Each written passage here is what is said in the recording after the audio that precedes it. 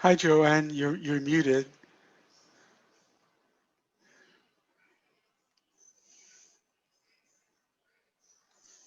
There I am. There you are. Hey, good to see you. Same here. How are you? Good, good. And you're running this meeting? Or you're Uh, just I'm sort of hosting the Zoom part. hosting? I can't say I'm running it. I'm Yes, just true. providing the technology. Cool. I know John needed Heather to navigate the whole thing, so.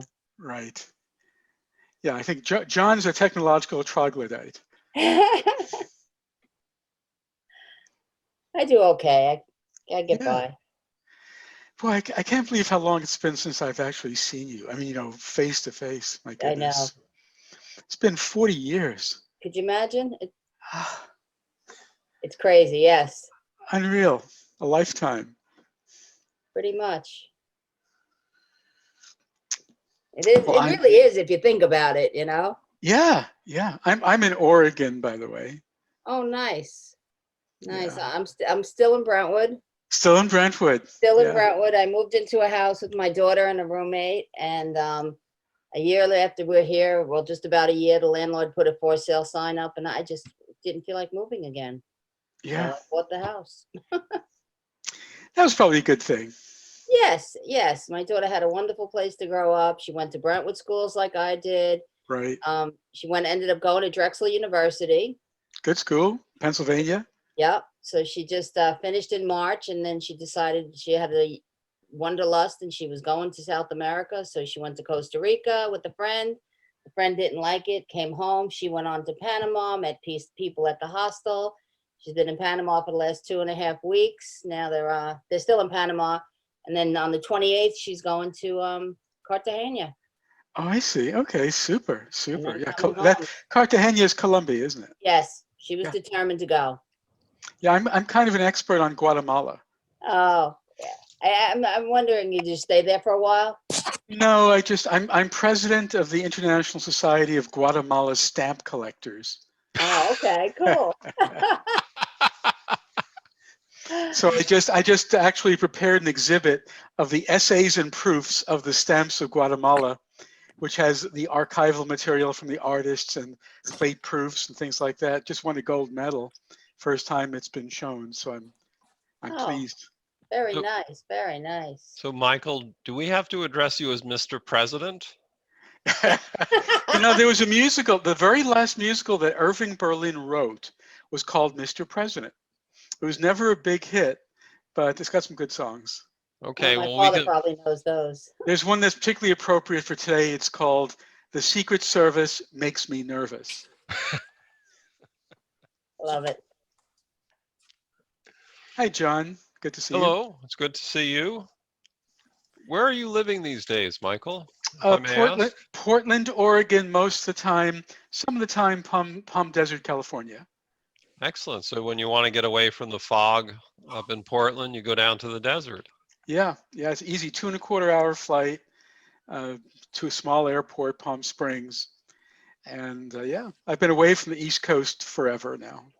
Yeah, yeah. I left in '83, so Oh, I've been yeah. away since 1983. Oh, 1986, I think, for me, something like that. Time flies. And Mr. Lenny Marsh. Oh, let me Hello let there. in the rest of the folks here. I forgot I set up a waiting room. I'm sorry I did that because everyone has to be admitted separately or in little grouplets. So Lenny, is that actually a live shot at your home? This is a live shot of my home in beautiful Boca Raton. Oh, Retired here about 2.5 years ago. I'm a member of the original 1975 class. Hey, Lenny. And, Hey, oh Michael. my goodness. How are you doing, Katie? What's going on? I am fine, sir. Good to see you. Oh, it is good to see you. It is good to see you. Haven't changed a bit. Yeah, right. Maybe a little silver in that beard there. Hi, John. Hello. Is that Vita? It's Brenda. Hello, Brenda. How are you? I'm fine. You have iPhone as your name. on the picture. Oh, really? Yeah, yeah. I just changed mine because it's helpful. I'm class of 79. Class of 81. Brenda, shall I rename you? I can do that. Yeah, can you do that? Should I call you just Brenda or Brenda's Yeah, the last name? Brenda's good. Okay. You are now Brenda. Thank Hi, you. Vita. Sorry. Hey, Vita and Tori. Hi, everybody. Hi, guys. Hi. Hello, everybody. Well, this fellow that was just talking was Steve, Kenny how are Reed, who was you? in my class. Steve Hi, Vita. Springer, Hello, what's Lenny. going on, buddy boy? Oh my What's God. How are you? I'm doing well. How are you doing? Good. How Boy, are oh you? boy? You do realize he we live is. about 15 minutes away, We do? Yeah. Where are you? Went to his own party. huh? Coral Springs. No kidding. Well, then let's see each other. Yes. I was offered a job teaching physics at Coral Springs High School Really? Really? many years ago. Yeah. Lenny Marsh, I love your mustache. Well, thank you. Thank you. Oh, hello there. Thank you. Yeah, I've had it for a while now. It's just attached to my face. I've got Remy. Come here. Hey, John, Remy, come here. Show them you got the same mustache as your daddy. This is Remy. He got a mustache. But Remy's got a mustache too, just like his dad. No, it's bad enough I have students who are old enough to be parents and then some, but to have students old enough to be retired, oh my goodness. That's crazy. Well, And it's good to see John Sharon down there. Hey, sure. How is. are, how are you, John? I'm well, thank you. And it's good to see you. I'm happy you were able to make it. Wouldn't miss it for the world. And I expect Lisa from my class to be joining us as well. Lisa left. John, you look fabulous. Oh, Let's thank you. Thank you, Lenny. I am so happy you made it. I am so happy you joined us. I'm so happy. I've got something I wanted to show you. If I could somehow do this with two hands. I've been Oh, hanging yeah. Oh, Oh, wow. Ken, you remember? I've been hanging on to this. This is a holy shirt. I mean, it has been through the ringer. And of all the things, I love throwing stuff out. I've never been able to throw this shirt out. We had those in maroon and blue.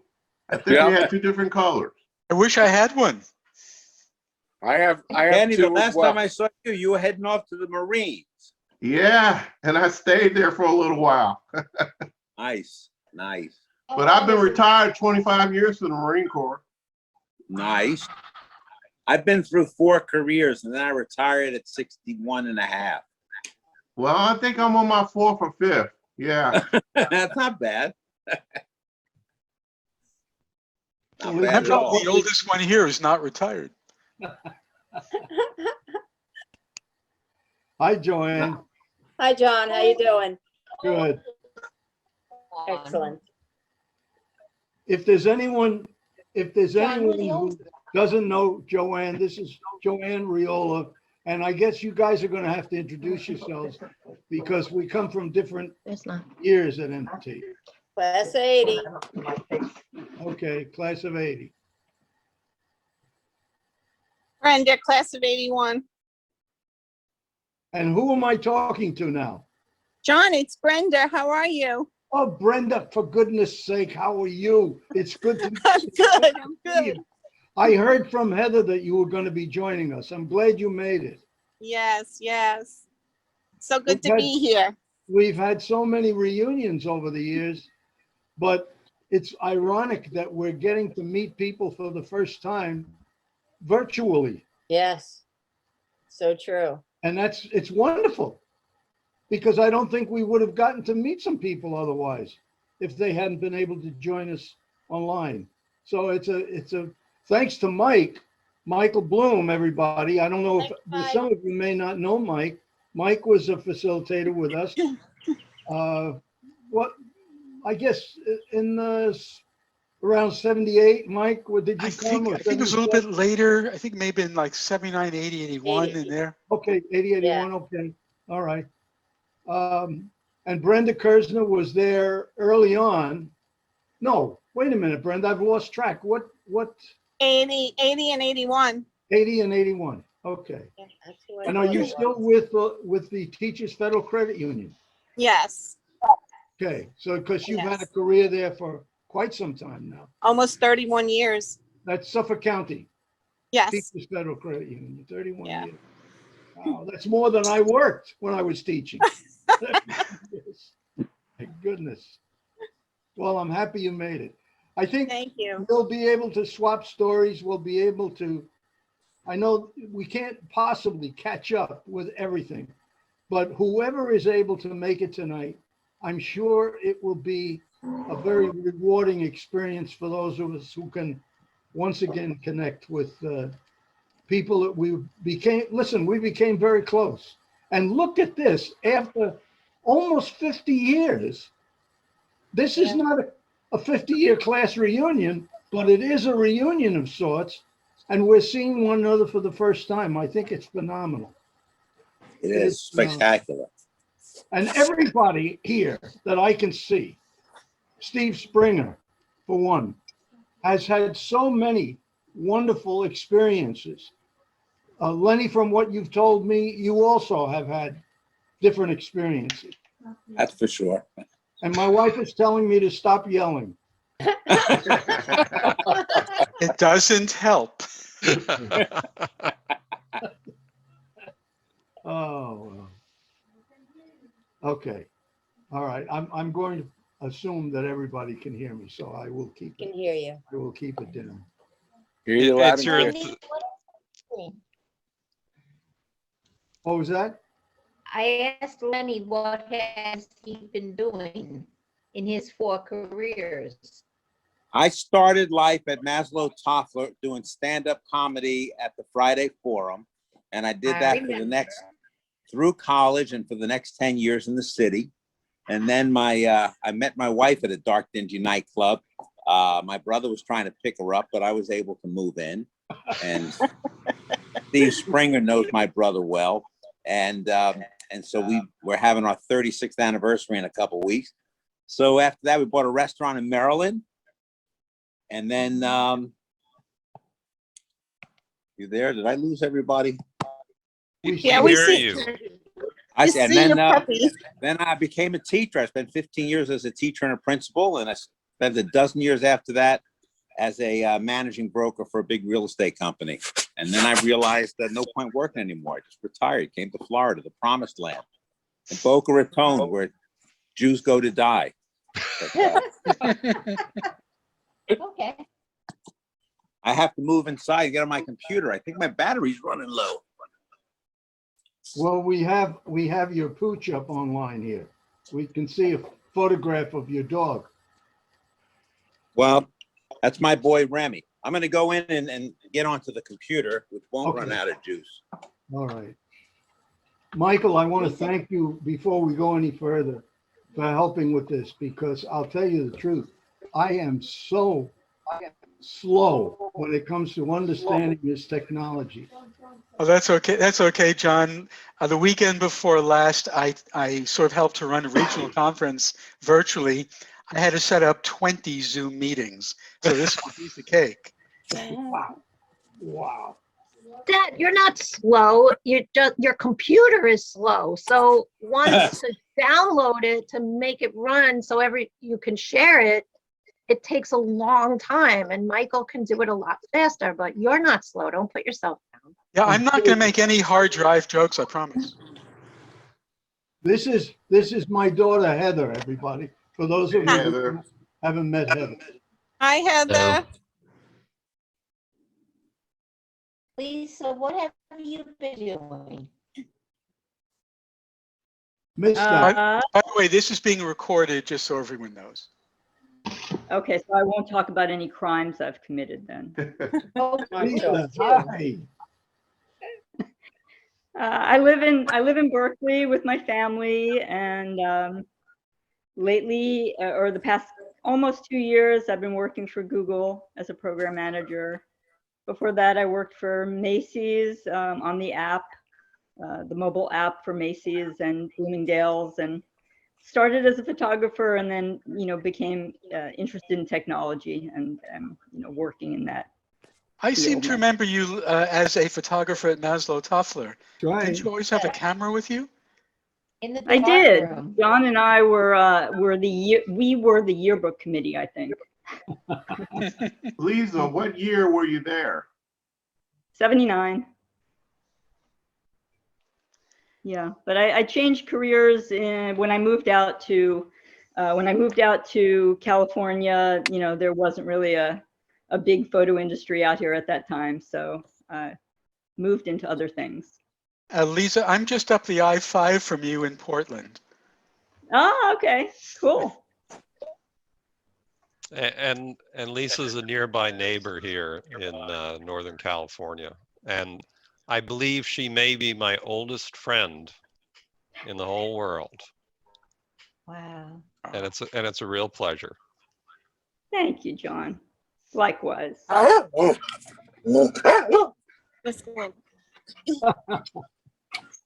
Michael, are you running the Zoom meeting? Yes, I am the Zoom host. Well, when you get a sec, I'm in the waiting room on my computer before this. Oh, I'm sorry, I didn't notice. I will Here take with care of it. us. Yeah, we can see you, Lenny. Yeah. I know, but I'm down to 3% on the iPad. He wants to join.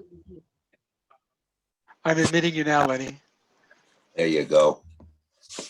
I shouldn't be a member of any club that would have me as a member. There we are. All right, I'm going to close this. I thought that was your doppelganger. Okay. Doppelganger for sure. Yes, for sure. What do you need to bring up? No longer gang, just me.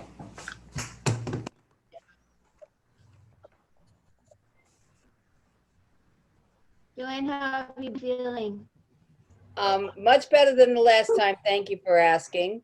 Some days are just better than others. It's quite the rough road it's been for me, and but it's good. I keep moving forward, and on those days I gotta just chill.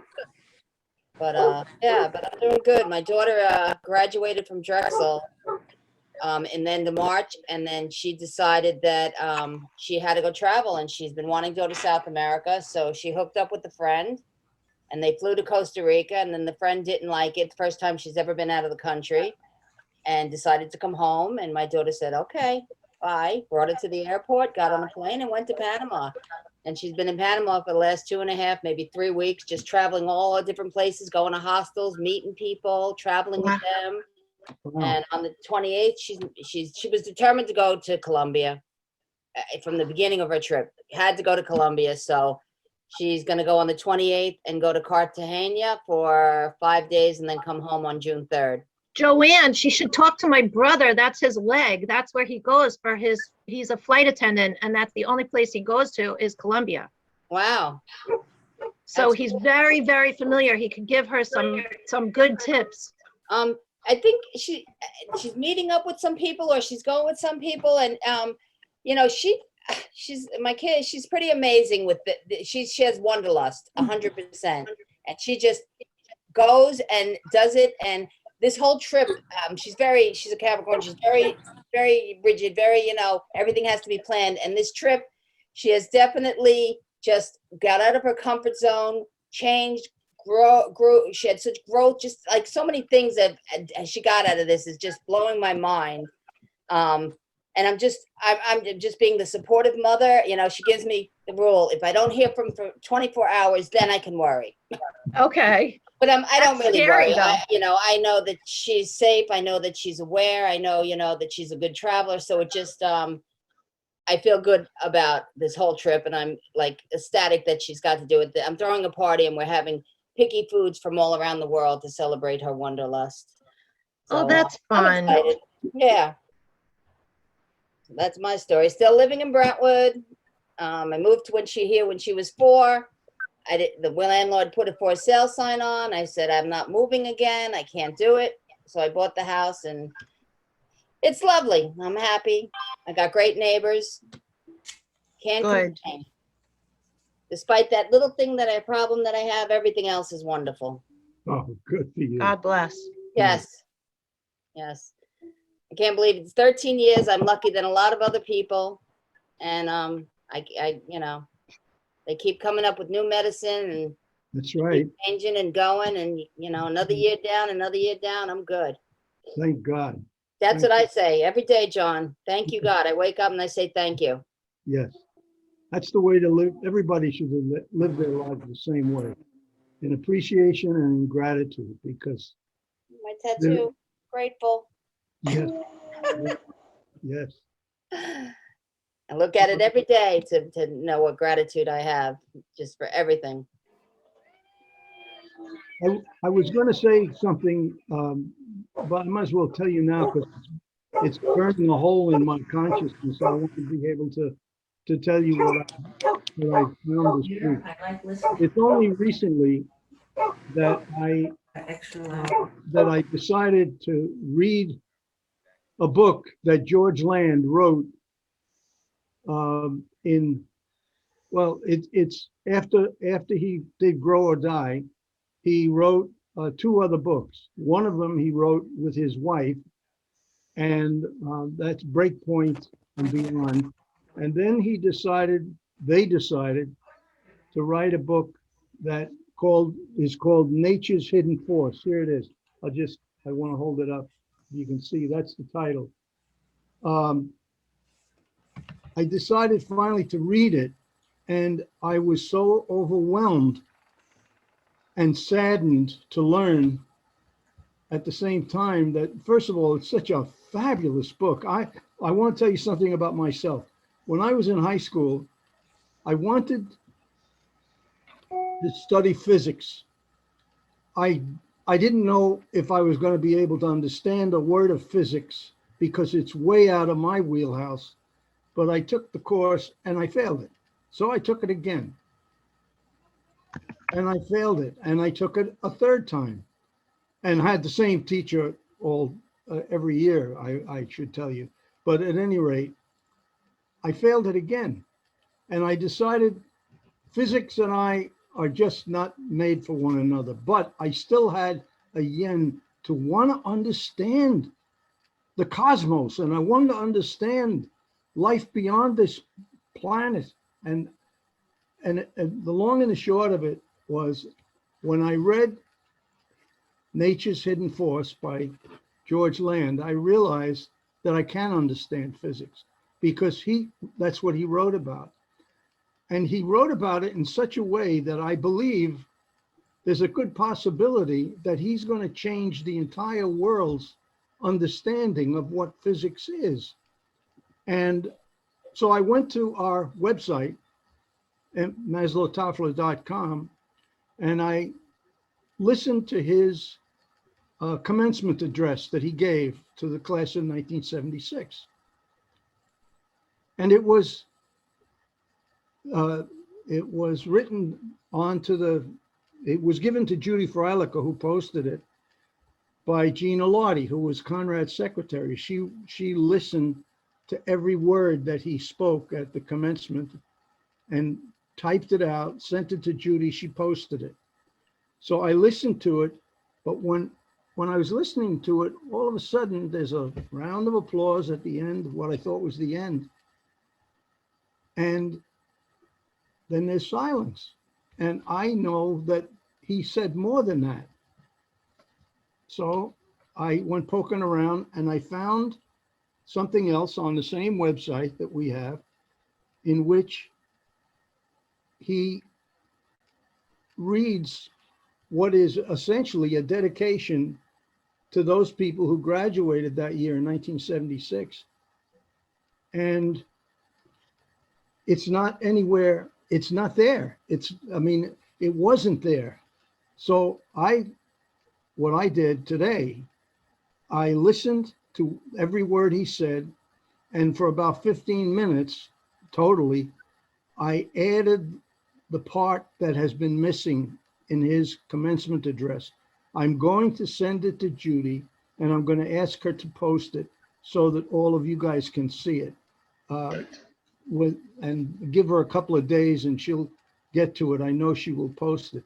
But it is absolutely powerful stuff. And we haven't had it on the website until now.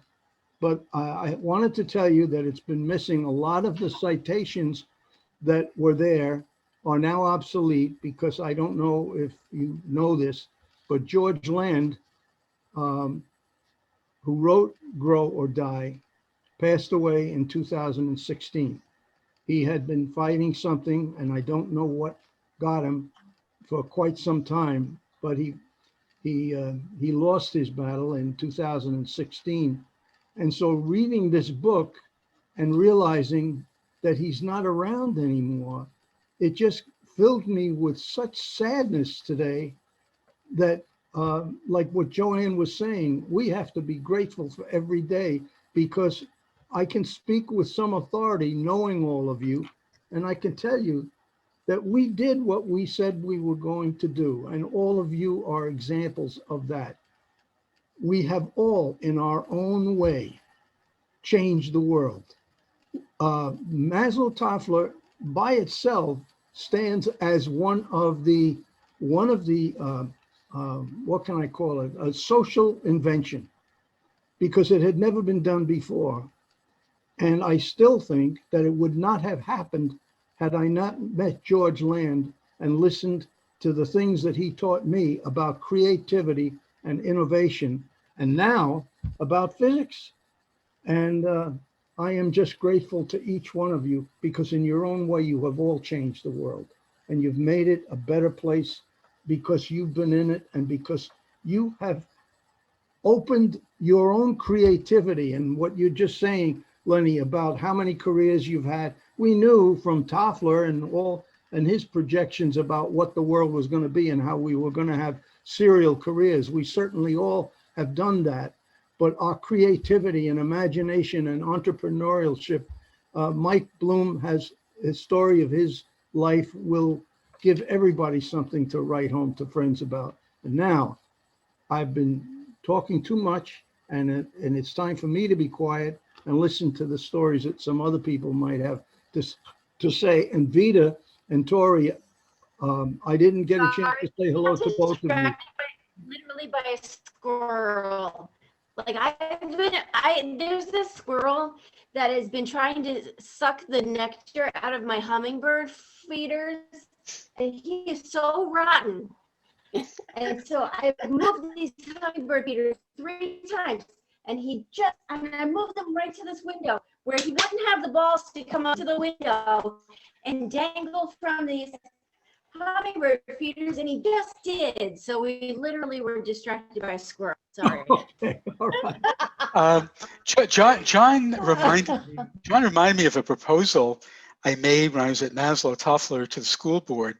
Really surprised me reading it again. I hope you don't mind if I talk a little bit about it, John. No, Mike. But it was, I've been a ham radio operator since the age of 12, and my proposal to the Brentwood board was for Maslow Toffler to have its own satellite ham radio station to actually communicate worldwide through amateur satellite. And when I read the proposal, it was a very detailed proposal, and right down to how many teaching hours and that sort of thing, beside the technological issues. So that was kind of interesting when John mentioned innovation. Even then, we at least took a shot at it. Yes. Yes, and Mike, that was a moonshot. That was some shot that you took. What a fabulous idea. Speaking of moonshots, in later years, a lot of radio amateurs, and today as well, actually do bound signals off the moon. And it's become something that's more readily available to people because the technology has improved to the point where we can detect signals that are lower than the noise that surrounds them. Wow. So it's amazing. We were, I think, prescient in trying to push for that sort of thing. The idea at the time was that MT students would get their FCC licenses, and then we'd run a few classes and teach that. Yes. By the Well, way, later on, I did teach electronics and had ham radio in the classroom, but it wasn't in Brentwood. It was at Oakdale at the BOCES too. those were the days when teachers were being excessed every year. And no job had job security because you were lucky if you could get anything for any amount of time, but then just as unlucky to be excessed and find yourself out in the job market. Yeah, I was excessed. I was excessed at that time, and that's why I left Maslow Toffler. I forgot about that, John. Yeah, yeah. And I ended up after that at LaGuardia Community College as a cooperative education coordinator before coming back to Long Island to teach electronics for BOCES. And then, Michael, if you don't mind my saying so, you became an entrepreneur in your own right, and you started going back and forth to China. Tell them about that. Well, in between that, actually, John, I became a technical journalist. I wrote many magazine articles for national publications about some very sophisticated technology, like growing gallium arsenide crystals on board space shuttle, things like that. Wow. And then later, in later years, I don't want to go into the whole story, but I started a business manufacturing custom engineered parts in mainland China. And I still do that. I still have the company. It's like a little teeny weeny multinational. Mm-hmm. But I don't think I should take up time with it. But it's interesting. It's led me to China about 100 times, and it's led to a lot of adventures, cultural adventures, business adventures, geopolitical adventures. My God, 100 times. By the way, I heard from Ken Moss. He had never been on a Zoom before, and he was talking about trying to get on tonight. I said, do the best you can to get on, Ken. And if you can reach out to Mike, let him know that you're having difficulty, because I said he's helping me. Were it not for him, I don't think I'd be able. And Heather has helped me too. I don't think I'd be able to do this on my own. One of the problems with these meetings is we set it up with a waiting room, which requires admission of individuals as they log on. I think in the future it would be better not to have a waiting room so people can just come on in. Were you involved with the meetings that we had where people busted in and they had to be removed? No, but in a way it's easier to remove people than to have to constantly monitor to make sure that you let folks in. Okay. You can permanently ban them as well. Okay. Okay, I don't know how to do that, so that's why I did the waiting room. Okay, understood. Thank you. But here's Ellen Edelstein, who's in the waiting room, and I just spotted her, so hopefully she hasn't been waiting long. That's what I mean. Ellen, for those of you who don't recognize the name, Ellen is a president of the Brentwood Historical Society, and her passion is the restoration of the original schoolhouse in Brentwood. And shoot me now. There she is. Oh God, nice backdrop. Oh, thanks. Yeah, I stole this from somebody's photo on Facebook somewhere. I dragged it off and. Ellen, did you have to wait long in the waiting room just Not now? at all. No, not Okay. at all. Okay. No. John, Ellen, how are you doing? You had a little spill, huh? John, can you hear me? Yeah, I'm sorry. I didn't know you're talking to me, Ellen. Yeah, how are you doing? Yes, I did. I don't know if you can see this. I do. In my right eye. Oh my. This is proof that everybody makes mistakes, even me. Even me.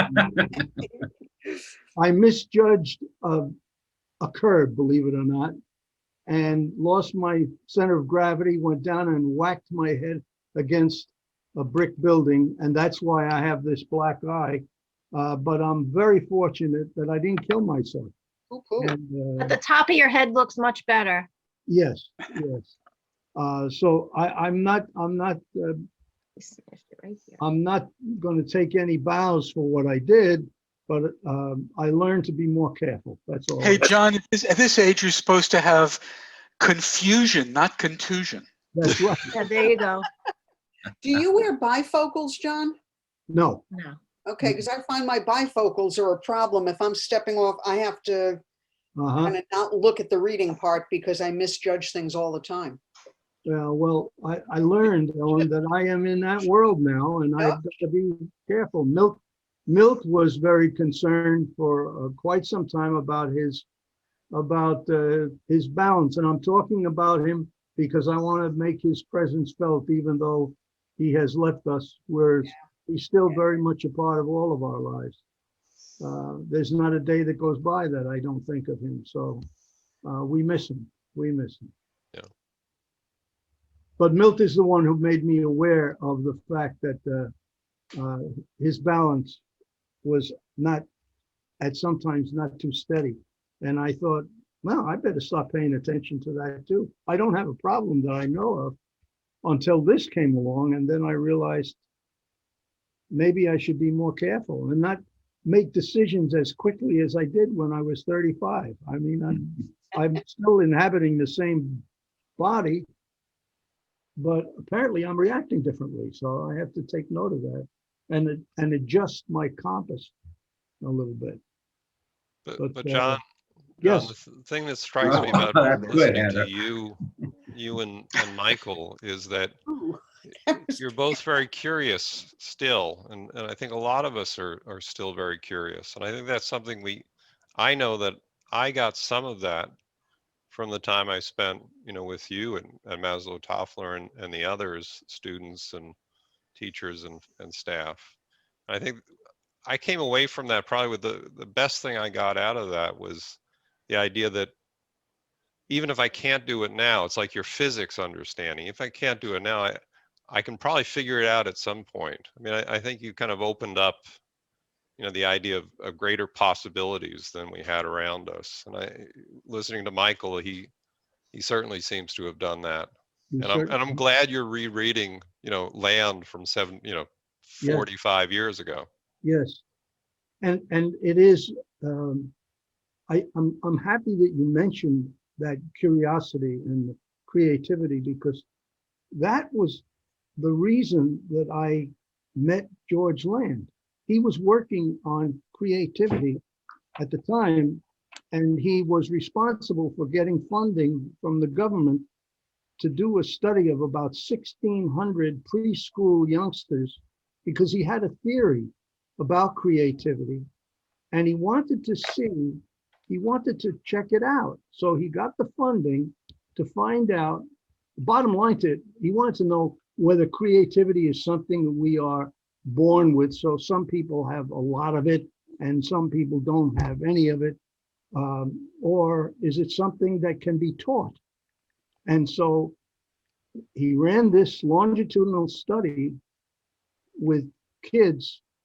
He devised a test to measure creativity, and they gave it to preschoolers. So a very simple test. And they gave it to the preschoolers, and after testing 1,600 of them, they wondered if maybe they had done something wrong, because the results said that virtually 95% of those kids tested on a genius level. Their creativity was at a genius level. And so he had a lot of educators helping grade the tests and figure it out and so on. And they thought this must be impossible. It can't be. Maybe we did something wrong. Well, let's give the test again in 5 more years, because the kids now are going to start school. So 5 years later, they reached the same youngsters and they gave them the same creativity test, or the test to measure their creativity. And they found that after 5 years, the rate of achievement had dropped by 15%. And they were kind of alarmed with that. And anyway, it gave them incentive to do it again in 5 more years. And after about 20 years of following kids and doing this all the way through high school, they found that every time they gave the test, that kids' abilities to answer the test creatively had dropped by another 12% or another 15%. That schools, and this is one of the reasons they got so discouraged, because these were all educators, and they were getting really, really discouraged because the lesson to them was that schools are killing these kids. They're absolutely destroying their creative abilities. And by the time they finished high school, only 2% of those kids, the same kids that tested in the genius level, were still operating at the genius level in creativity. And so his proof positive became, his proof from his perspective was that school is deadly to kids because of the way we are teaching kids in this country. We are actually impeding their creative process and we're doing damage to them. And so he talked with Milt and I, and he gave us some ideas as to how we might be able to teach creativity and bring it into the high school where we were teaching. And we purposely tried to do that. And I think you're one example, John, of somebody who picked up on it, but all of us, the staff as well. Mike, Milt was was very, very creative, and there were people. We had John Sheehan who taught math, and I used to think before I met John that math was not. How could somebody be creative if they were a mathematician? I never understood the concept of creativity with math. But boy, oh boy, did he turn my head around, George Land turned my head around in terms of the creativity that Albert Einstein, for example, and others had brought with math. So yes, I think Kelly Howe and her husband, Kevin, who started that community out in Texas now and have literally changed the world and changed people's lives, giving them opportunities to explore their own creative juices and invent businesses that they never would have invented otherwise. There are so many of us who have followed that genie, I would call it. And I think you're right about the experience that we had. I just imagine what could be done in schools if they were organized differently and if education was pursued differently. I think we're onto something. I really think we were. I have to agree with you, John. Like, the system is so antiquated, and working for the New York City Department of Education for the last 6 years, I just see every day how it just destroys these kids. And our education system is teaching them how to be obedient workers. They're not really, the math is not giving them those critical skills because they're not interested. And the teachers' hands are so tied in really opening up these kids to allow them to use their creativity in these subjects that it is dumbing down of America. And it's because we are in such an antiquated school system, that it's not working. And they keep throwing chancellor in there and this, and, they rename programs thinking that, oh, we got a new program, but it's the same crap, different day. Yeah. And it truly saddens me. And the kids are my glory, I'm a school secretary, but the kids are my glory. Being with the kids, when they come to me, I can give them that guidance and I can give them that encouragement, but, I can't give them that education like the teacher does, So I'm very limited as to what I can offer. Joanne, let me say something to you for a moment, because there are people that I have met in Brentwood who were not educators. They were secretaries or even aides, corridor aides, lunchroom aides. Some of the most creative and brilliant people that I met in Brentwood were people that I'm describing now. They were aides. They were not licensed teachers, but they had such a profound effect. Here's Conrad. I'm getting a flag that says Conrad. And where's Gino? I'm looking for Gino. Next to him And now. I'm No not one's in the saying waiting that room. I can't offer them anything. Can you, Mike, can you let him in? There's no one in the waiting room. Oh, I don't know how he's. Probably phone or something. I don't know. Where's John? John just disappeared. Yeah, he probably answered something and knocked I himself think so. off. Yeah. Oh, He'll be back. If I might add a little bit as a former educator, the biggest challenge to creativity, I think, is fear. And it's a very progressive system out here in Oregon as far as education goes. Two of my grandsons went to a STEM high school, and they've done fabulously well. And they went to private elementary school, Jewish elementary school, and their creativity is amazing. One of my grandkids is working on a PhD in mathematics, and the amount of creativity I see in him is fabulous. And the thing is just not to be afraid. I know when I was a kid, in first, second grade, I had a lot of trouble learning to read. It was really hard for me. In third grade, I had a teacher who made me feel like the smartest kid on the block, and I could do anything. And that made more of a difference. To this day, I thank her quite often, Mrs. Goldberg. well, and I think also one of the problems we have is the amount of testing that's done. Teachers are not teaching. There's no time for creativity because everybody is being evaluated by a test. There are more testing days than there are days for education. When I was teaching, and I'm retired since 2005, but early in my teaching days, if a kid went off on a tangent because something was sparked in them, I could let them run with it because I didn't have the pressure of an evaluation that was going to make or break my career, because teachers are evaluated based on their test results, which is absurd. And tests don't demonstrate anything. The kind of standardized tests that we do don't really demonstrate a student's ability. They measure their ability to take a test. Right. And that's what, it's funny you say that, because my teachers used to say, after the tests were done in May, now we can teach.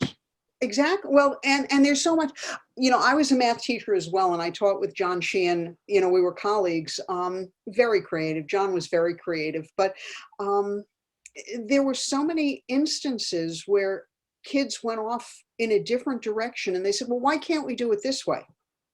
And I was able to say, let's run with it and see if it works, and see if I can find, in math, there are limitations. Things have to work to a certain end. But I said, let's see if taking your route is just as good as my route. There are lots of maps and lots of roads on the map that all end up in the same place. Why do we all have to travel the same way? Correct. And people's minds work differently. But what I'm seeing now is a nightmare. It's a horror. I'm really glad I'm out of it, because, it's. Well, I'm a little bit more optimistic. And one thing I have to say, looking at Tori and Vita, a lot of what I learned at Maslow Toffler came in part like from the support and the family life they brought into the school for me. And so, Joanne, I don't know you. I think you were there before I was, but no, I was there for 79 when you graduated that one year. You're I kidding. slightly remember you. Oh, well, I was the backgammon queen. I don't know if you remember that. I don't know. Well, I was hanging out in the dark room with another student way too much, I gather. So Okay. I was always in the lounge playing backgammon. Oh, okay. Okay. Well, but I do a lot with coaching youth sports, Little League and lacrosse and other things. I see a lot of young kids. I don't see them in a professional sense, but a lot of them impress the heck out of me. I just think they've got way more challenges in their lives, I think, than we did. Although, there were a lot of things going on in the late 70s that were pretty challenging. I don't know why, but I based on those encounters, given the challenges they have, I'm feeling pretty optimistic that things have not been figured out. There is a mess in lots of different ways, but for whatever it's worth, I think that, well, all I can say is that, I mean, I don't know where that leads anybody, but There are pockets of us, and I mean, I'm not normal because I grew up in this environment. So this experience of growing up in MT set the bar very high for what I think school should look like. And so I find myself, if you're on this call and you don't know, I teach English as a second language, and I primarily teach first graders and fifth graders this year. And a lot of my kids are refugees from Syria, Sudan, Afghanistan. Honduras is a big place that we're getting kids from now because of everything going on down there. So a lot of these kids, they're just coming with like so much different perspective. And we do try and put them in these boxes. I mean, literally, we tried to put them in these Zoom boxes this year, which was a nightmare. But we're back in person and we're all wearing masks, and the kids don't care about wearing masks. They just want to be in school, and they want to be with their friends, and they want to be able to talk to each other and laugh and run around on the playground. And so they just want to be kids. And there are pockets of us, even the normal ones who have not grown up in MT, that even with the confines of these tests, and trust me, this is testing season. I didn't see my kids for 2 days last week because we started testing, and I'll see them maybe 2 more times before June 4th. So, but we find ways where we steal back time. We find ways to integrate subjects, and we find ways to create project-based learning. You there? And so there are ways that we're trying to like butt up against the system, even though we're being evaluated by those test scores, even though we're being evaluated, and principals ask me, you know, where's the rigor? Well, lady, get real. I'm talking to 4 kids on a screen and they've got babies screaming in the background. Like, get out of here with your reality check. Like, they're still evaluating us as if everything was normal right now, and it's not. But there are groups of people that are innovating, like Michael's talking about. So I'm a National Geographic certified educator, and there are thousands of us across the globe who go through a certification program where we learn about this framework that instills mindsets. It's called the explorer mindset, where we're trying to cultivate curiosity, responsibility, empowerment in kids. And then you do that, but you're still teaching your standards, but you do it in this way that you're fostering these things. And it drives me nuts when my kids go back to their classrooms and they're like forced to answer questions. And I'm trying to get them to learn how to ask questions.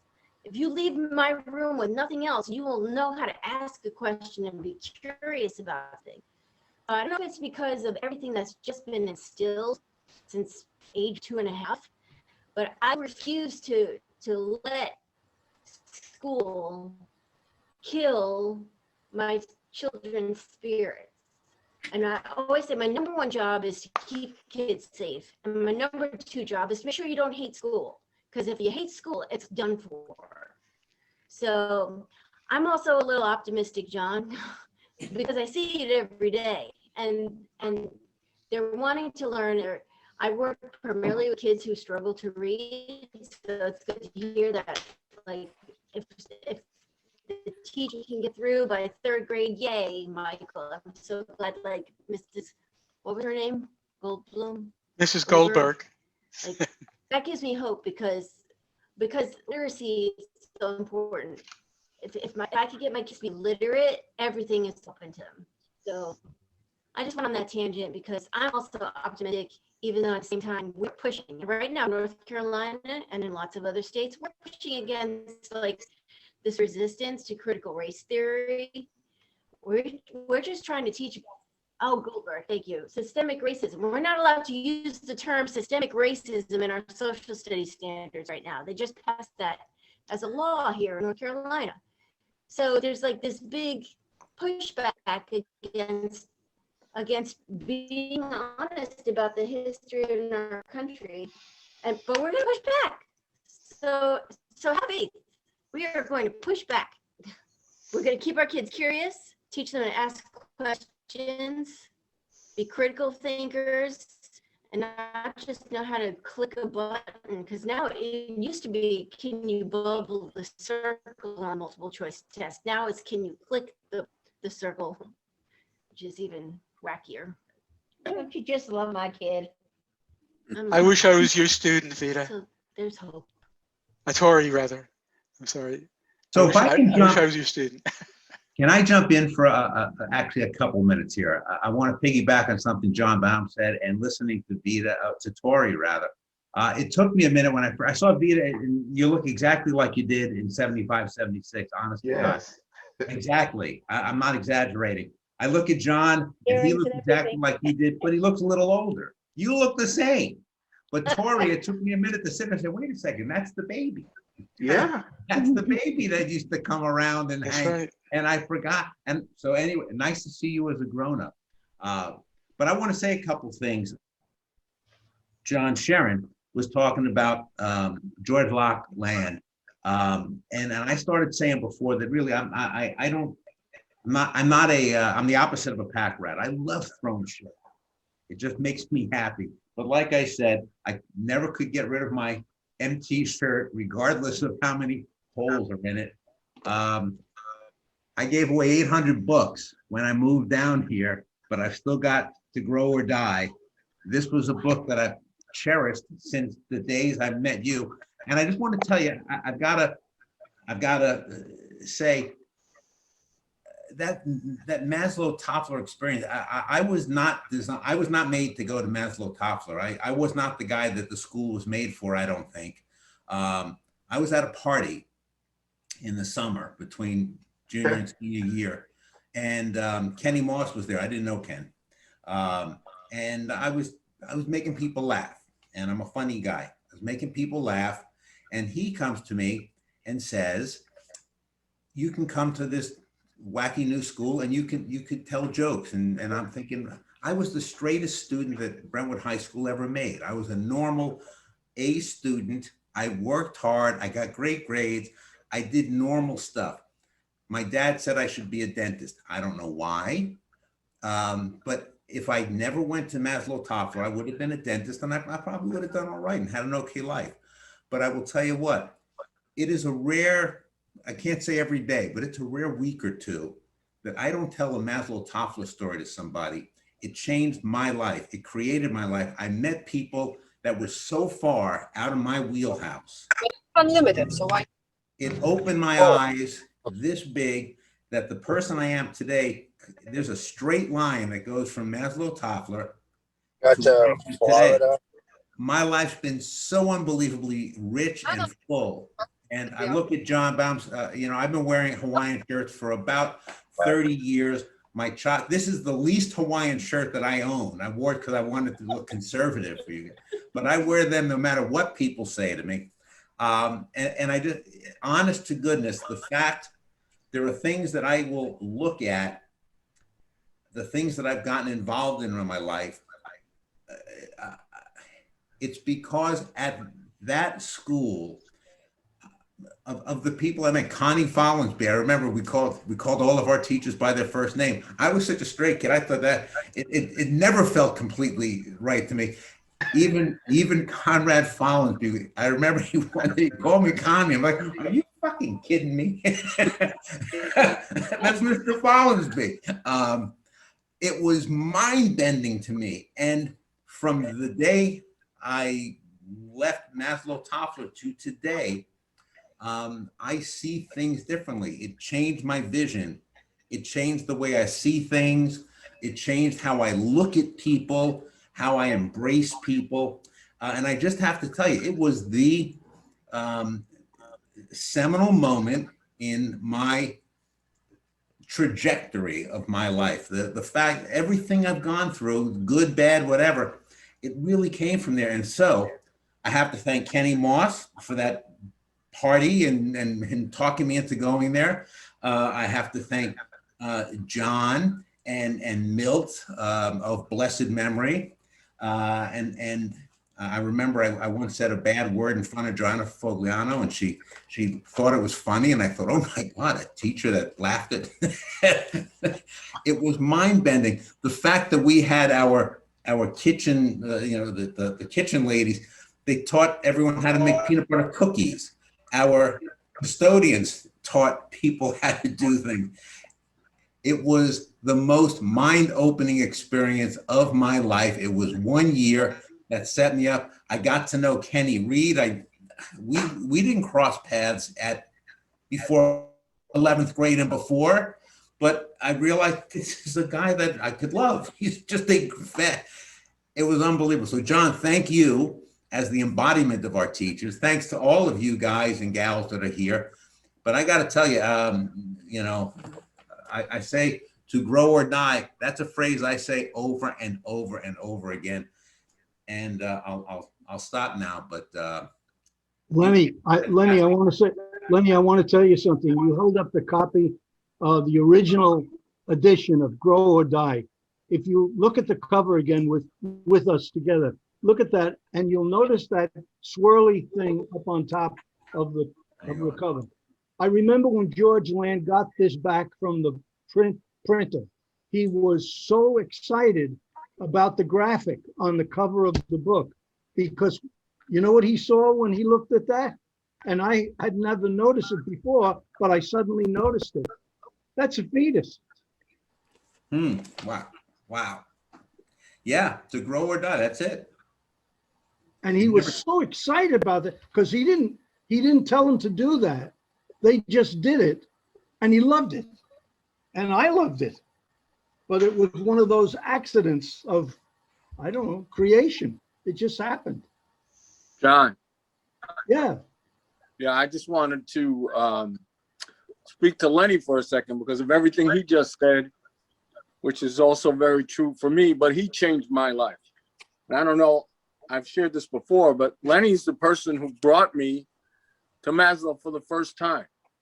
And I tell the story every day in my job, but for me, it was like Dorothy going over the rainbow. I was 14. I was in 10th grade, wanted to drop out of school, hated school. My reading level when I got to high school was at a 6th grade level. And I was lost. I was miserable. And I walked through the doors and it was like Dorothy going over the rainbow. And I said, I have to go here. And I went home, told my parents, and we fought. And that summer, I went to every school board meeting. I went to Guy's office and sat in his office until he would see me. Every time there was a board meeting, I stood on that podium and yelled and screamed. They're like, oh shit, here's this kid again. And I didn't stop until we won. And I got 6 other kids and me. And we went there as juniors in 76. So I was the first one who got to be there for 2 years. And it changed my life because in 1 year, my reading level went up 5. I ended up going to college and getting a degree that if you had asked my parents in 10th grade, that would have happened. It would have never happened. So Lenny, that's for you, buddy, because you and Kenny and Joyce, who was on several times when we've done this call, and of course, John and Milt and Ken and Vita and Johanna and Peter and all those people that made that happen, you know, it's changed my life forever. And Lenny, that was because you brought me there. So I didn't want to go without you knowing. I've been trying to get you on this call for a long time. So I'm glad you're here. Thank you, Steve. You guys, you and Kenny Reed, I remember the first time I met Kenny and he was singing at the piano. And, you know, that school changed my life forever. And John knows this because we talk at least every so many weeks. But I talk about that school every day on my job, every day. And my job is to change kids' lives. And I was listening to all you talk about education and how bad it is. It's horrible. I deal with the back end of it when all these kids that are behind and struggling because the school system sucks. And unfortunately, they have to pay me a lot of money to help them. But you know what? We change kids' lives every day. And that's what that school did for me. It changed my life. And without it, I wouldn't be where I am. And I wouldn't have gotten to where I am. And, you know, I talk about it every day. And thank God for John and Milt and all of you. But Lenny, I wanted you to know without you, that wouldn't happen for me. So thank you.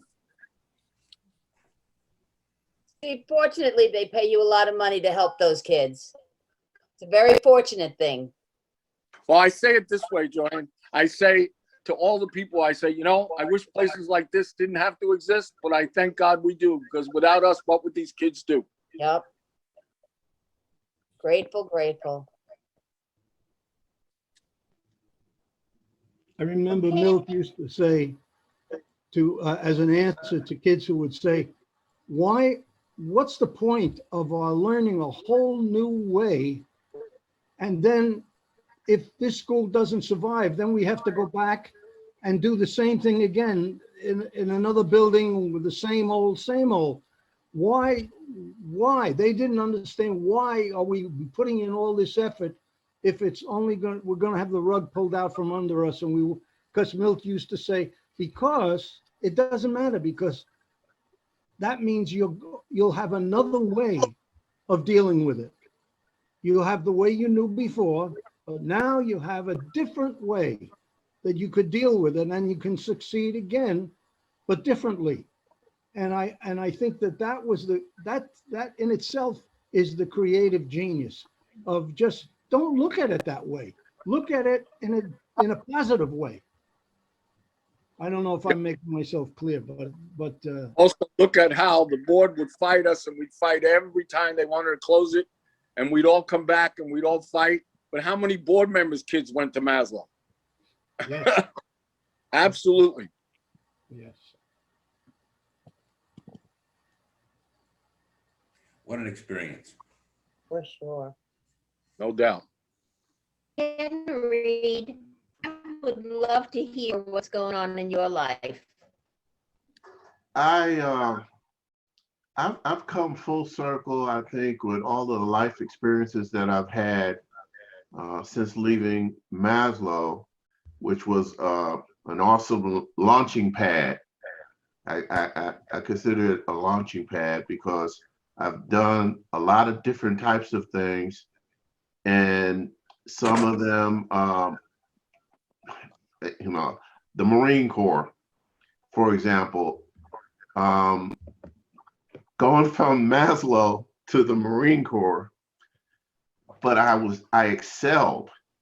I was able to excel because I knew myself better than I knew myself before I went to Maslow, because I think Maslow, it tapped into our human spirit.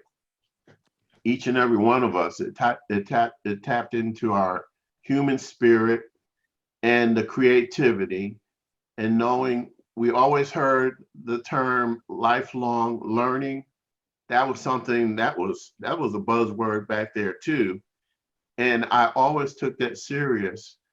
I wasn't really I was a fair student at in the regular system, but when I went to Maslow, it just sparked something in me.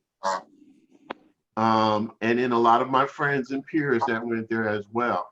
I think I love the diversity that we had at the school. We had jocks, we had comedians, we had artists, phenomenal artists. We had, you know, Ona was on here the last time I was on. Ona could have stayed at the high school and the valedictorian at the class. She was bright, brilliant. So we had a variety of people from different backgrounds that came to that experience.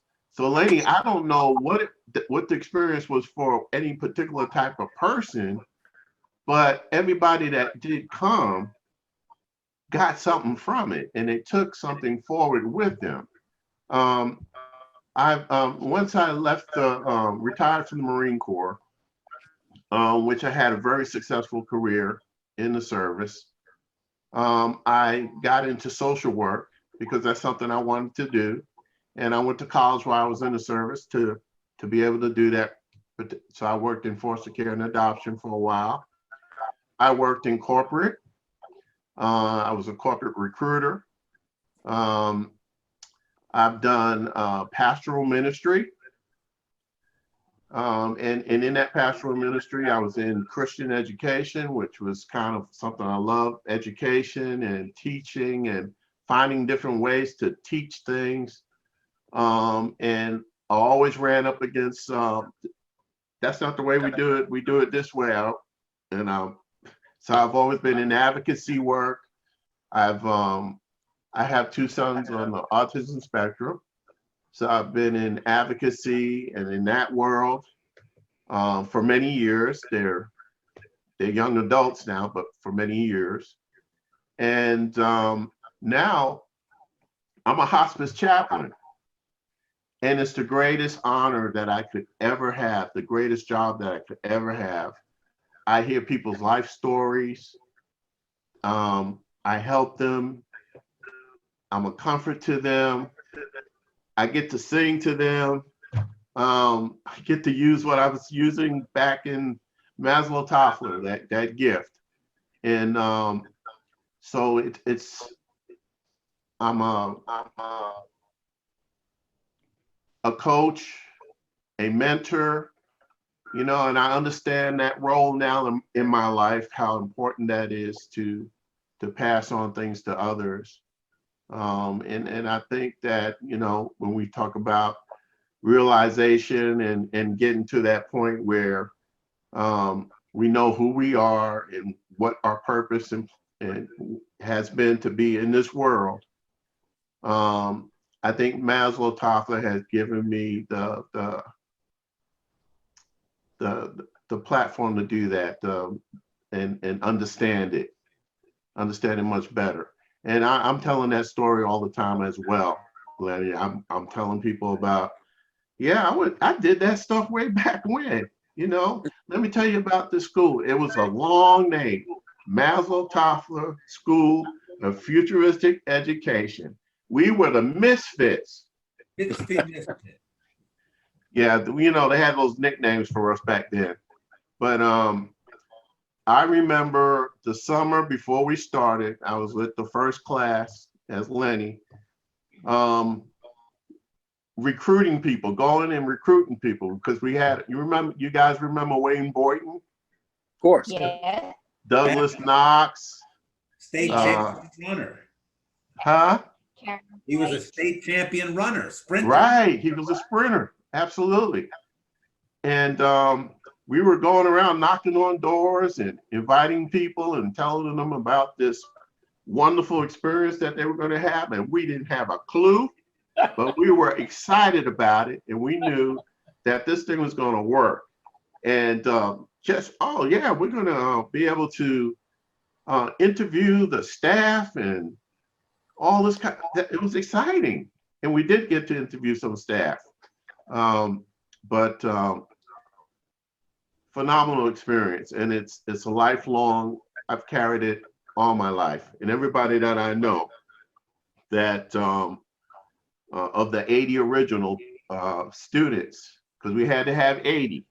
We had to have. It was a ratio of one staff to 20. We had to have 80 to start that year. We got them. We got 80 people, and I think. I can't speak for everybody, but I think most of the people had a wonderful experience. Yeah. Absolutely, I did.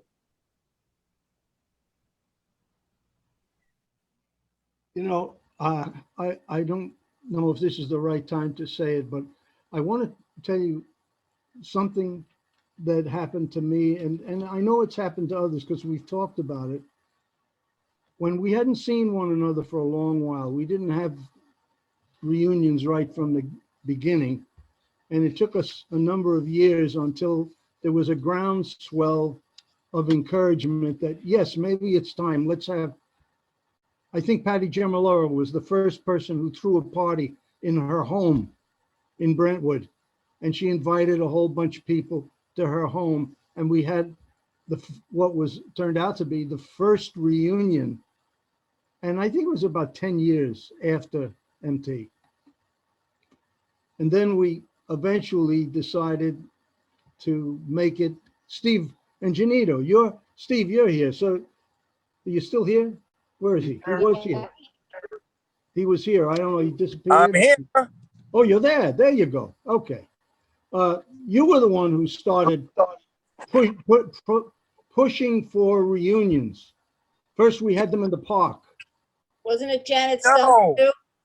no, John, the park was the Sunday. We had the picnic in the park. Right. Correct. That's where you and I used to have our early morning chats because nobody else up. That's right. But that was Sunday after the Saturday night, the night before. Right. We used to Correct. meet in the park at 9.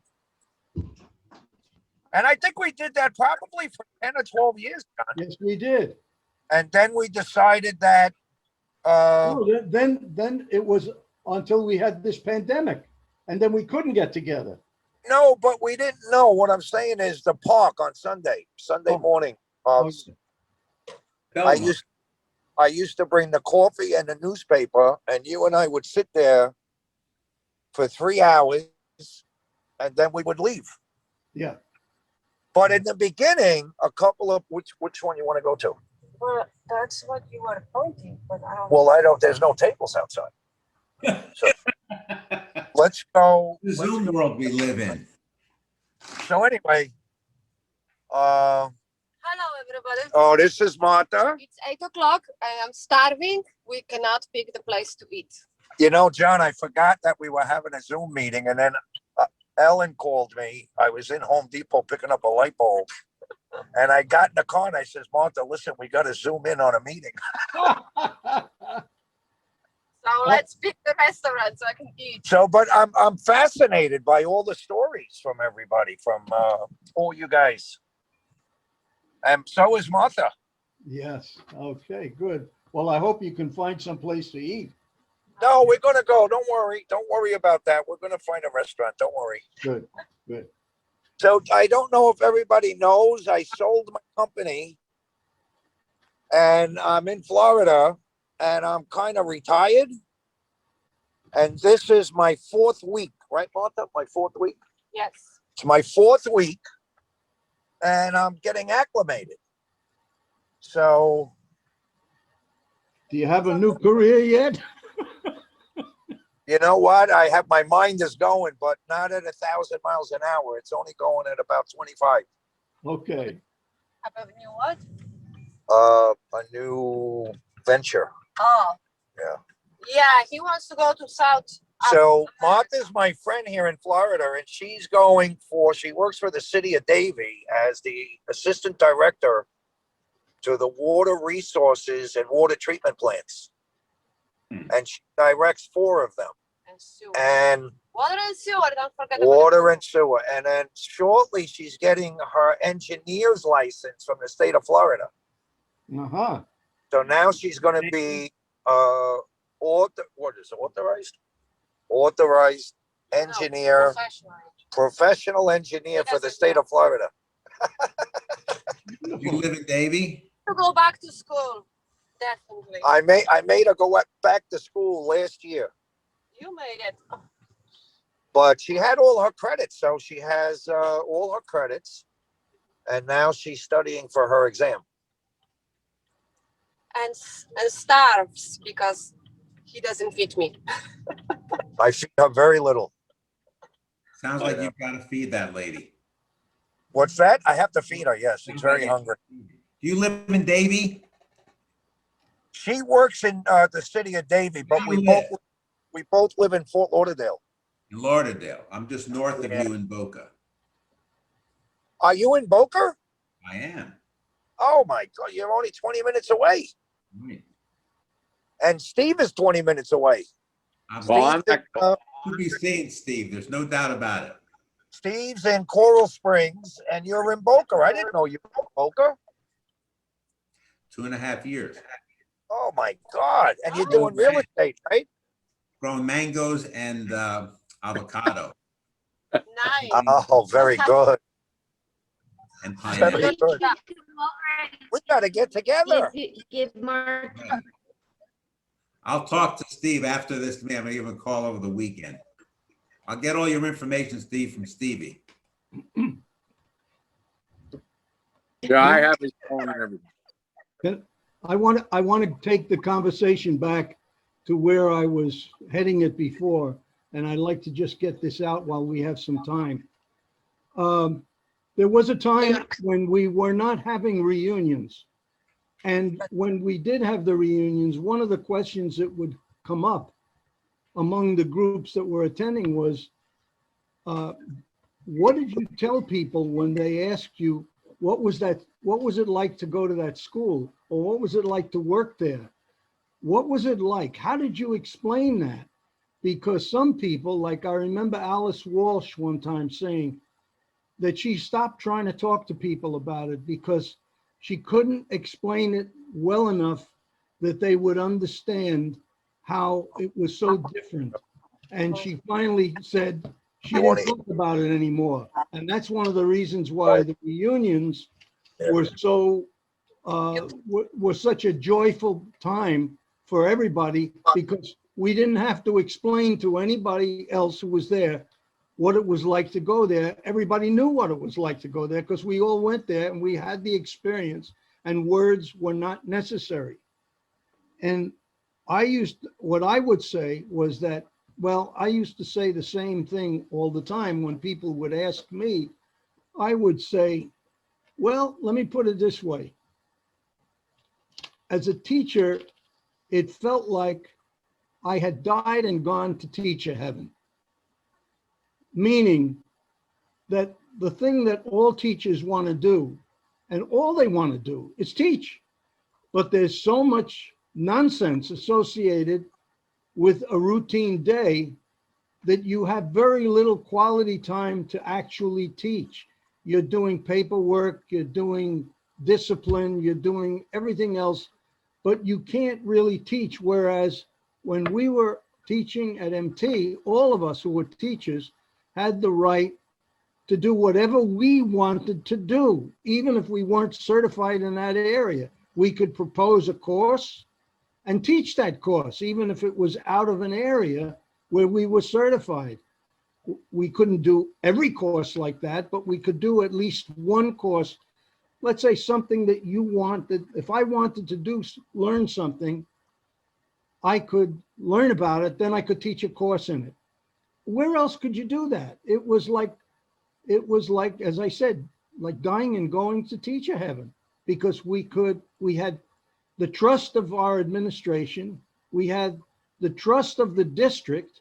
The superintendent was very supportive, and it was like a near-death experience without having to die. And of course, because of the course that I taught on dying, right, grief and dying, I had appreciated the fact that there are people who have that experience and then come back. And when I began listening to enough of those recordings of people who had passed away and then were recorded talking about what they remembered, they're describing a place or a state of mind that reminded me so much of MT. And I realized they were talking about paradise. They were talking about when they died, what was it like to be in heaven?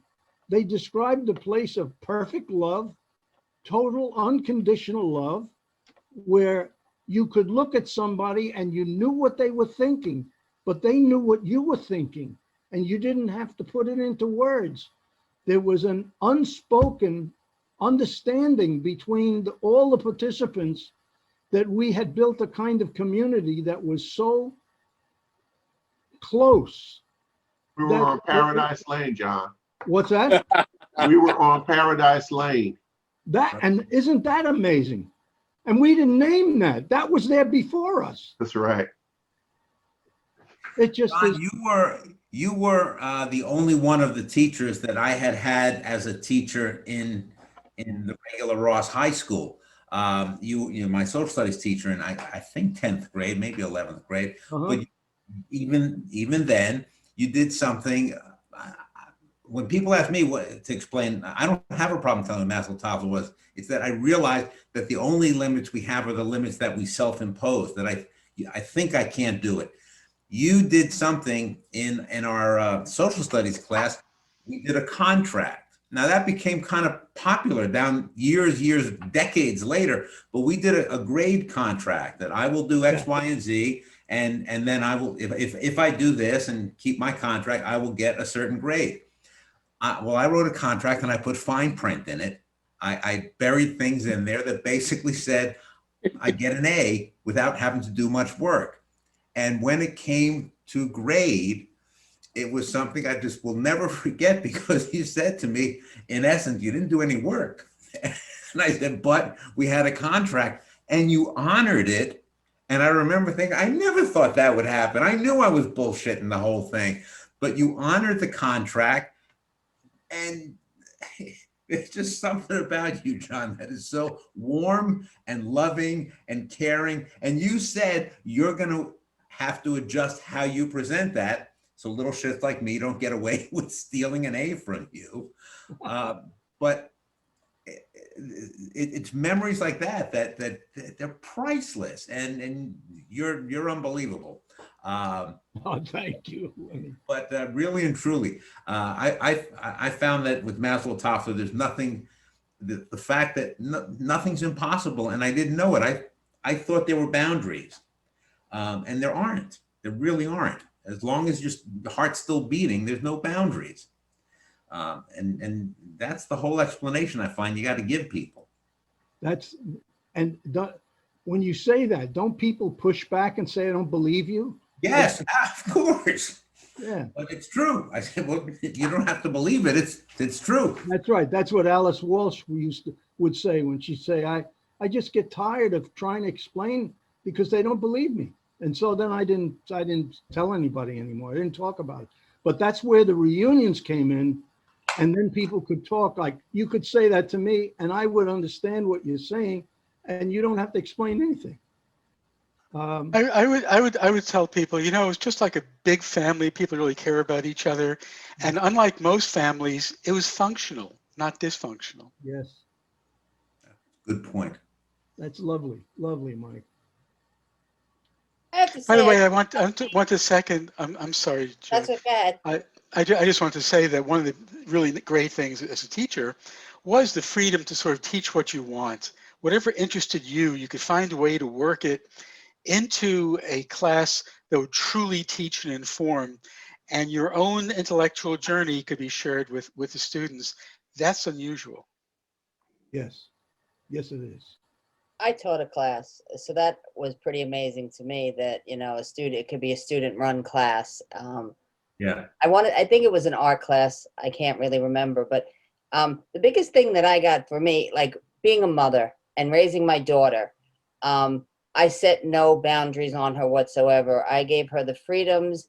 I gave her the encouragement. I gave her the environment to learn and grow to be who she needed to be. And, we butt heads sometimes because who she isn't always who I think she should be, but I know enough to let her be who she needs to be.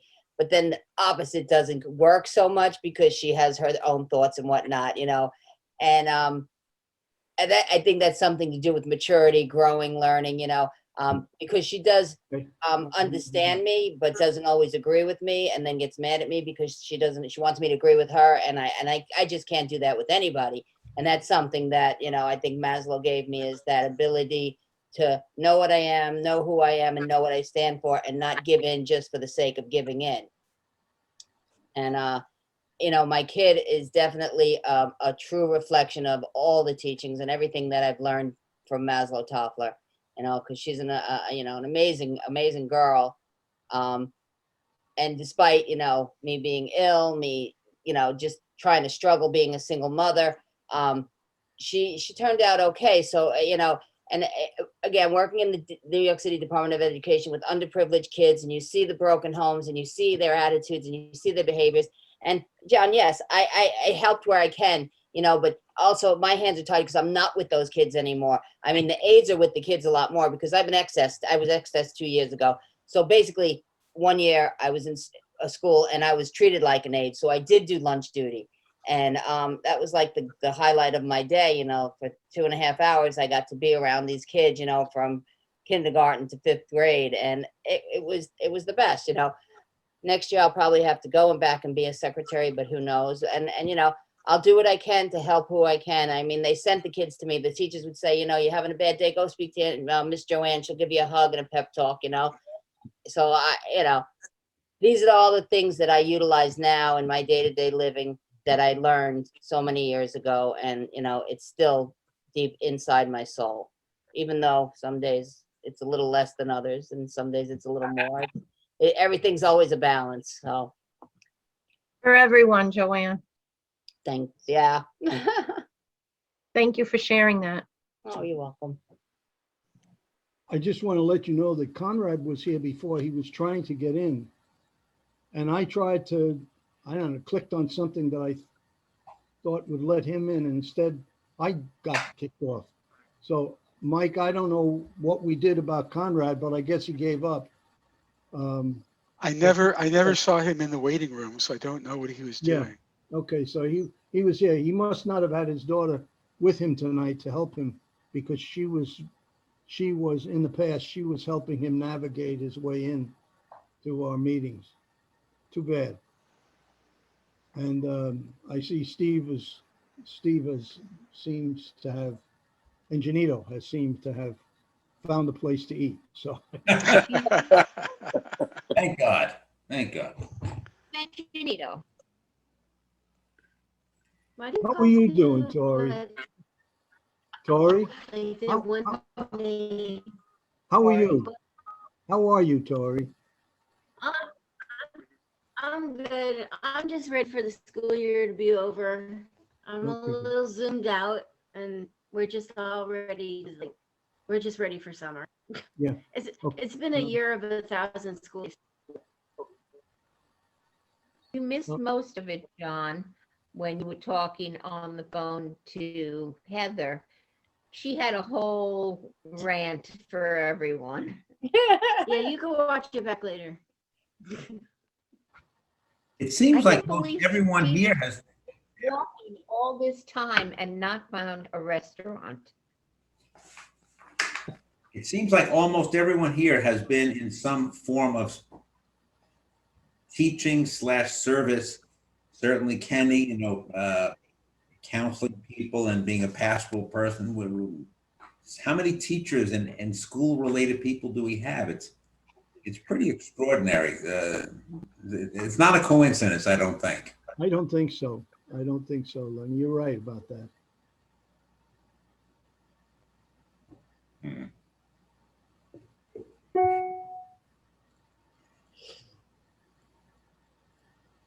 And Brenda, do you have anything to say? I was just going to say, Brenda, nice to meet you. I don't see her. Brenda, you're muted. It's dark.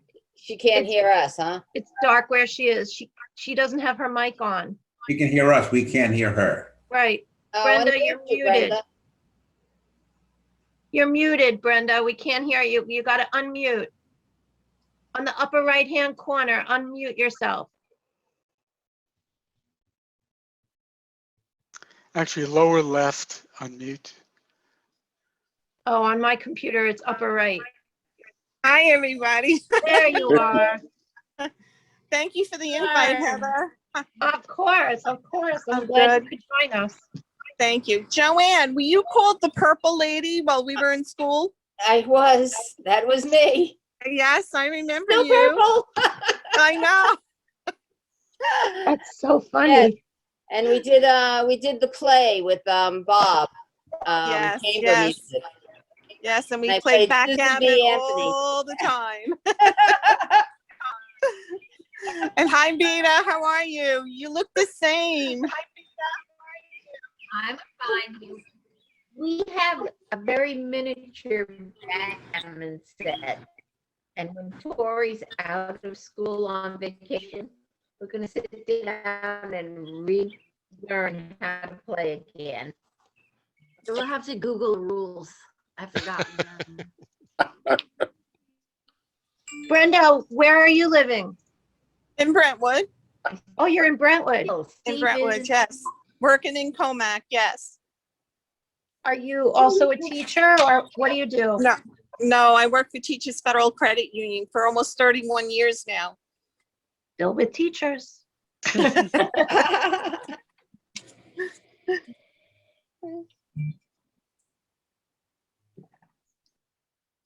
Steve's still walking.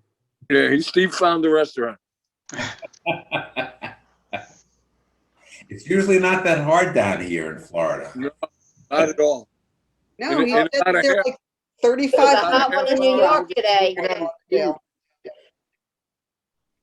He's, There he is. yeah, he's always going someplace different.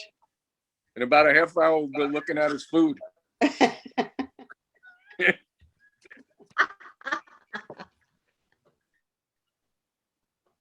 Gina, make sure you order enough for all of us. He's funny. Steve Springer, is work going okay for you? Work is going great for me. Thank you for asking. Good. Crazy, but it's been going fine. A lot of changes, but I think that's something else that we learned from Maslow, was being able to adjust, to make changes without feeling afraid or concerned, and learning to adapt. And that's a big. Or die. That's it. I have the same book, by the way, guys. When you and John said that, Lenny, I have my copy as well. Dad, is that the book that you have in all different colors? No, that was Future Shock. Oh, okay. When Future Shock came out, Milt had a bookstore in Brentwood. Yep. And he couldn't get over the fact, he couldn't get over the fact that when it was first issued, each cover was a different color. And people didn't think, it didn't compute for the average consumer of books, because they knew that it was yellow. And they'd come in asking for the yellow book. But he said, well, this is the same book. It's just got a blue cover, or it's got a pink cover, or it's got a green cover. And they couldn't wrap their head around the concept that these are different colors, but it's all the same book. Hey, John, Yes. who are our futurists today? I don't know of anyone who's really doing much in the way of predicting what 10 years will look like, 15, 25 from now. I mean, Toffler went out on a limb. Who's going out on that limb now? Amazon. I haven't tried to keep up with it, even though I don't think it's a very trendy topic anymore. But you do have people like Mikhail Kaku that you've seen him, the physicist with the long silver.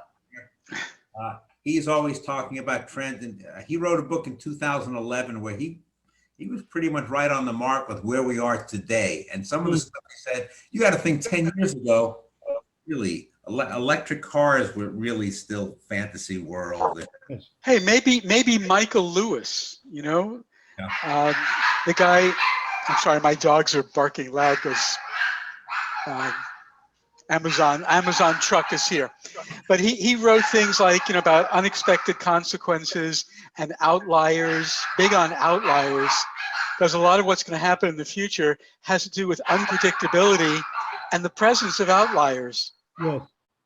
So we're seeing a few of those out there now. Yes, we are. Lenny, I wanted to tell you that Tori has 2 MT shirts. One's in brown, one's in dark blue.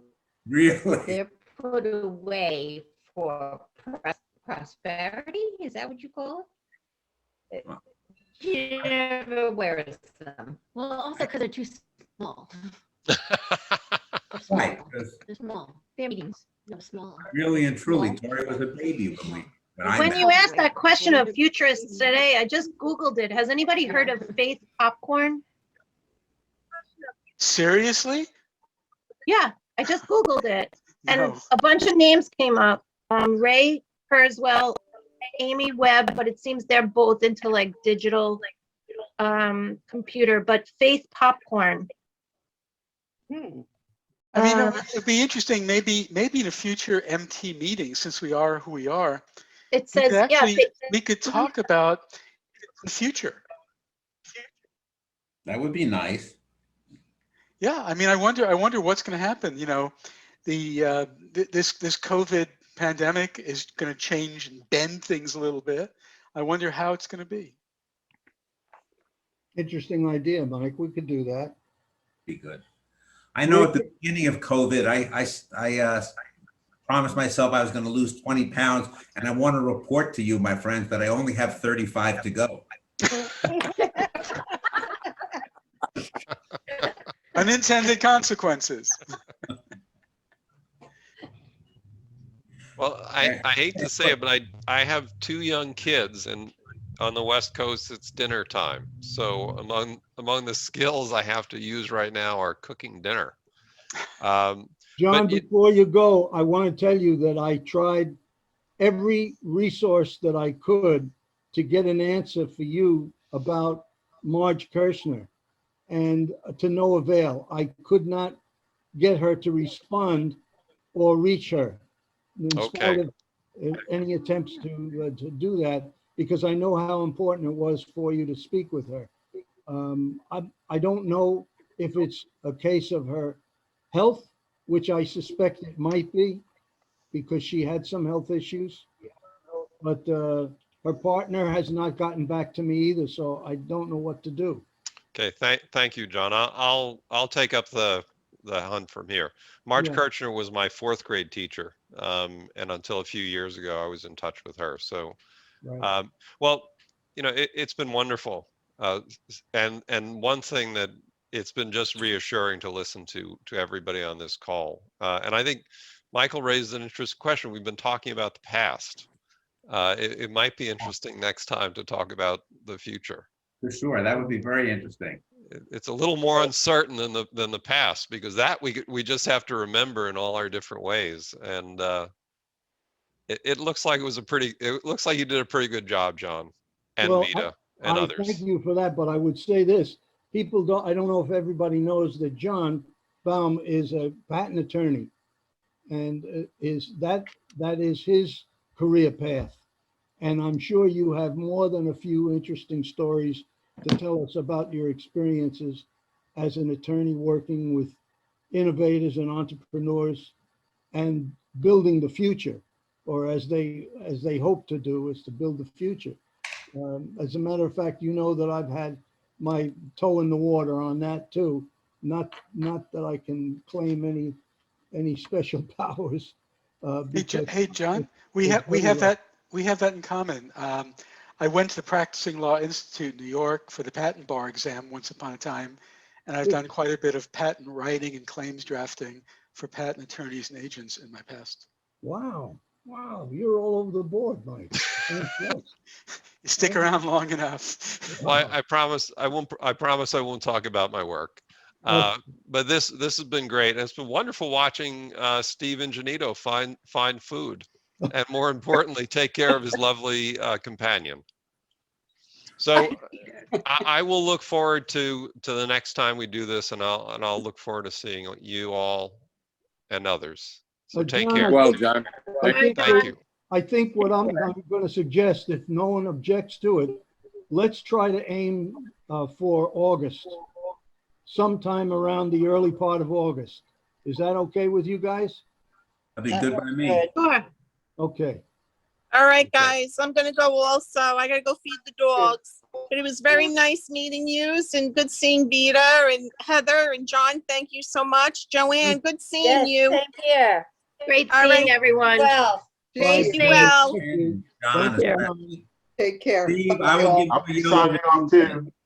All right, definitely. I'm gonna say goodnight to you also. Same Okay, here. then I will formally end the meeting for everyone. then.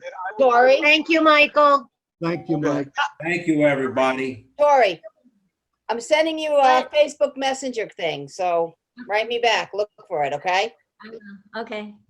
Enjoy your meal, Gino. Don't be afraid. Bye, everybody. Good Bye. night. Bye. Good night, John Boy.